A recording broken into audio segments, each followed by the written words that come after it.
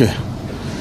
Ladies and gentlemen of the press, this is a statement on the urgent need of actions to protect integrity of Kenyan exams and certificates. Dear Kenyans, since 2016, the country has been on the path of major reforms in the education sector, and notably in the management of national examinations. These reforms were intended to restore sanity to the examination process and maintain dignity and integrity in our education sector.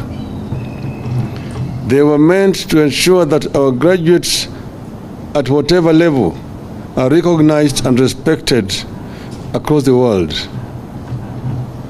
Back in 2016, and following the serious concerns about the management of national exams, the government of Kenya identified a secure printing firm in the UK, that is Stephen Austin Printing Limited. This is a security printing firm that deals with several exams and other high-stakes documents in different parts of the world. Kenyans will agree that in that period, sanity returned in the management of exams with grades that reflected reality. We have established that early this year, the Kenya Kwanza administration suddenly and abruptly stopped this contract just because the UK company refused to give kickbacks. Without following any legal procurement processes, due diligence procedures, and attention to examination timelines, the Kenya Kwanza administration awarded the KCPE and KSE exam printing contract to a politically correct local company based on Mombasa Road in Nairobi. The government was advised that the Mombasa Road-based company did not have the capacity to print the exams and also ensure its security and integrity, especially on such a short notice. Nobody would budge because there were kickbacks involved. We are aware that the Mombasa Road company then had to outsource the exam printing services from a company based in India, where the exams were printed in a hurry. You are also aware that the UK firm, whose contract was cancelled, declined to provide codes to the many layers of security that had been encrypted to safeguard the integrity of both KCPE and KCSE. We believe this process of sudden change of printer, hacking the exam system, and having them printed on a short notice are responsible for the disaster we have witnessed with respect to KCPE. The situation was worsened by the fact that in return for kickbacks, the procurement for relaying the results to the public using the short code 40054 was also taken away from the regional provider and awarded on short notice and corruptly to a company that does not have the capacity to handle the same. This led to the mess where the results received expensively using the short code was different from the one on the Kenya National Examination Council portal and sent to schools. It led to what NEC has called misalignment of marks and grades. Grades in science and social studies, as well as religious studies, were truncated. The rot saw the KCPE candidates get graded for subjects they never set for. It saw an entire class score same grades in science in one school. The system deployed could not produce the plus and minus signs. What a shame.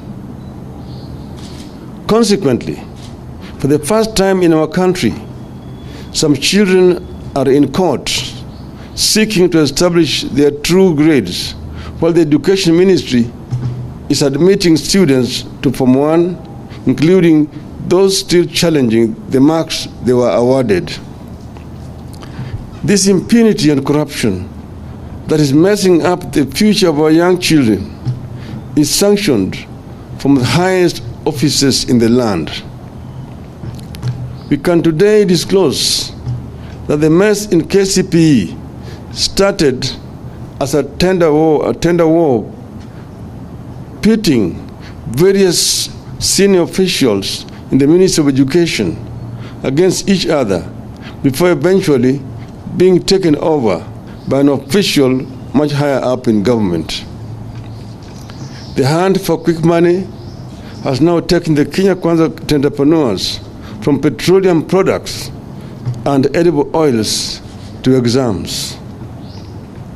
It has messed up the 2023 KCPE and will likely find its way into KCSE, whose marking is currently underway in a tense and uncertain environment. Over the decades, Kenya has had a reputation of a credible and trustworthy education system that culminates in very rigorous, fiercely competitive, but eventually credible examinations and certificates. Today, this respect for our education, in particular our exams, is under serious threat. Kenyans are very much alive to the challenges that have been facing the integrity of our exams in recent years. That is why our young people joke darkly whether their colleagues have Professor Jacob Kaimenyis, Dr. Fred Matiangis, or Professor George Magoha's exam grades. Today, the young people are struggling with the value of Mr. Ezekiel Machogu's grades. In view of the fact in our possession, we have today taken an unprecedented step and written to key education stakeholders for a partnership to secure and defend the integrity of the Kenyan exams and the certification that accrues from it. We have taken these steps out of a firm belief that once we allow education and exam systems to be caught up in tender wars, then we have no country to talk about. It is a universally accepted principle that the collapse of education system is the collapse of a nation. We believe that evaluating the integrity of our exams and certificates presents an existential threat to our country, and we have to close ranks and deal with it dispassionately and professionally. We will be subjecting our children to ridicule, diminished employment, especially overseas, and admission opportunities in the region and abroad if we allow the integrity of our exams and certification to be questionable. And the truth is that these are getting questioned. We have therefore written to the following bodies: 1, the Catholic Bishops' Conference; 2, the National Council of Churches of Kenya; 3, the Supreme Council of Kenya Muslims; 4, the Kenya Secondary Schools Heads Association; 5, the Primary Schools Heads and Teachers Association; 6, the Kenya National Union of Teachers; 7, the Law Society of Kenya; 8, the Kenya Union of Post-Primary Education Teachers; 9, National Parents Association; 10, the Kenya Private Schools Association; 11, the Ethics and Anti-Corruption Commission; 12, the Directorate of Criminal Investigations; 13, the Federation of Kenya Employers. We know the role of churches and other religious organizations in the education sector since the beginning of last century. We know how much efforts teachers put into ensuring they mold young people into successful products that they can be proud of. The education sector does not belong to the government of the day. Integrity of the education sector is for all Kenyans. We believe that as a country and for the sake of our children, we can do better than this greed beyond measure. Virtually every home had a candidate or knew a candidate among those who said KCPE and KCSE. KCPE alone had close to 1.4 million candidates. The steps outlined below are critical. 1. The circumstances under which the printing of the exams was transferred from the UK to Mombasa Road must be investigated. 2. Kenyans must be told how the integrity of the exams was secured during the transfer from the UK to Mombasa Road and later to another printer in Asia. 3. It is the right of Kenyans to know the cost of termination of the contract with the UK firm. 4. Kenyans must be informed of how the Mombasa Road firm was identified and awarded the tender and if procurement laws were followed. 5. Kenyans must also be informed of how the firm to relay KCPE results was identified, whether it is the same one that will relay the KCSE results and whether procurement laws were adhered to. Going by the fate of Auditor General Margaret Nyakango, we believe political interference will not allow EACC and DCI to deal with this matter, but to put this issue to the agencies as a matter of public record. And the warning must go out there that in another era, all will be held accountable, including these criminals. It is our position that the stakeholders together, headed by the Catholic Church or any other group that stakeholders can agree on, and get to the bottom of the mess building up in our exam management. There must be no room for favoritism in conduct and marking of exams, where some schools and students are allowed to cheat and get away with it, as happened in last year's KCSE and this year's KCPE. Sanity, integrity, and dignity must return to exams. The buck stops with His Excellency, Mr. William Ruto. It is our firm belief that mega corruption in billions cannot happen without the complicity of the top. Whether it is 17 billion shilling in oils or billions involved in the poisonous cooking oil, we know the dynamics of how government operates. The CS, the PS are small fries. The buck stops with Mr. Ruto. End of statement.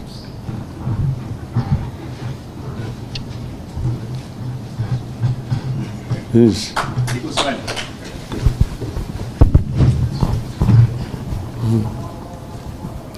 Question? Now that you vile ambavyo umesema the exams integrity was compromised. So do we recall the results and what does now this put KCSE into? This is a mess caused by the government, and they're the ones who need to clean that mess. The challenge is to them, not to us. We pointed out this mess, but we also said that a task force ought to be set up to investigate and come up with what you can call amicable way out of this mess. My name is Chemutai going from Citizen TV. And my question is basically looking at the issue you've spoken about on the integrity of the exam. And education is supposed to be an equalizer. you have rightfully mentioned that a number of students and institutions have moved to court wanting justice because they believe the results that were issued to them were not their own. In the event that the ministry, as it is ongoing with the process of placement, does not allow these students, in the interest of public justice and especially for the children, do we see a point where you may seek to be enjoined in trying to get justice for them?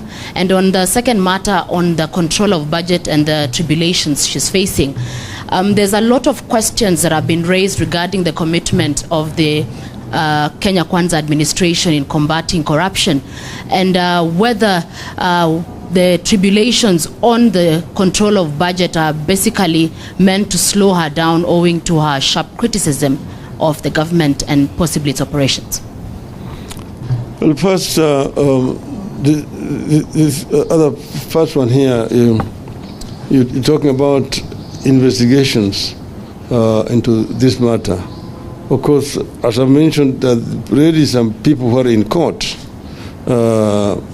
challenging the outcome. Yet the ministry is also in the process of admitting the others into schools. This itself actually shows the kind of chaos that we're going through. Of course, the courts will pronounce themselves on this matter, so we don't want to prejudge what the court will say over this matter. But it's a very sorry state of affairs as things stand right now. And as what we want to see done is to ensure that we get to the bottom of this matter, how it was conceived, who were involved, and who are the beneficiaries of this, so that this thing does not recur again in the future. The second question you were saying is about... Yeah, I made a statement yesterday, and I saw that this matter was in Parliament also this morning. Our belief is that this lady is actually being witch hunted because of the stand that she's taken. Because recently, when she appeared before the bilateral team at Bomas and talked about inflation of salaries, that her own salary had been inflated in the budget more than 3 times, basically exposing the corruption that exists in the government. I think that people are uncomfortable with her. They want to get rid of her from that office, because you're talking about something that happened 80 years ago. The ECC is the one which is prosecuting. She was interviewed and appointed, and before somebody is appointed to a position like that one here, you must get actually a certificate of clean conduct from ECC. It's one of those bodies. Why now? Did they not have those records at that time? Why is it that now that they all of a sudden have come up with this issue? So our view, this is basically just a witch hunt. They want to smear her name so that they get rid of her. But she's a holder of a constitutional office. And my view is that in spite of the charges which they have leveled against her, she still seems to be innocent until she's been proved guilty through the due process. So she should continue to exercise her duty as controller of budget.